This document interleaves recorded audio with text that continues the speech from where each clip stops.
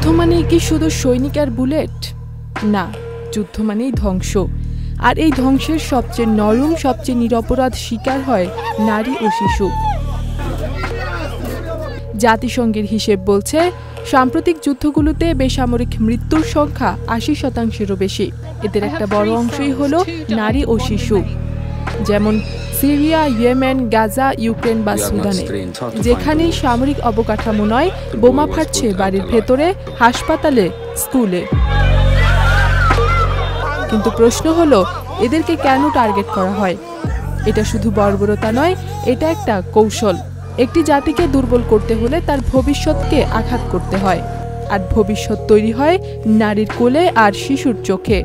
এই দুইজনকে যদি একসাথে ধ্বংস করা যায়, তাহলে পুরো জাতিকেই ধ্বংস করে দেয়া সহজ হয়। LME সার্টিফাইড বিশ্বসেরা কপারে তৈরি ওয়ালটন কেবলস, যা আপনার স্থাপনাকে রাখবে সব সময় নিরাপদ। শিশুদেরও ব্যবহার করা হয় মানব ঢাল হিসেবে বা শিশু সেনা হিসেবে। অস্ত্র তুলে দেয়া হয় হাতে।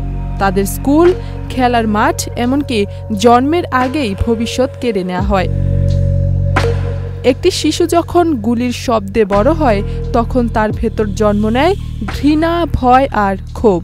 সেই শিশুর ভবিষ্যৎ আর সমাজের ভবিষ্যৎ দুটোই তখন প্রশ্নবিদ্ধ হয়ে যায়। এই যুদ্ধ আসলে তখন আর মাটির জন্য হয় না, হয় মনস্তাত্ত্বিক দখলের জন্য। তাই বলা যায়, যেখানে নারী ও শিশুরা নিরাপদ নয়, সেখানে যুদ্ধ থামলেও প্রকৃত শান্তি আসে না। যুদ্ধ থামাতে পারো বা না পারো, তবে একটা কথা মনে রেখো, নারী ও শিশুর জীবন মানেই একটি জাতির ভবিষ্যৎ। ইথিলা কবির প্রমা, চ্যানেল আই।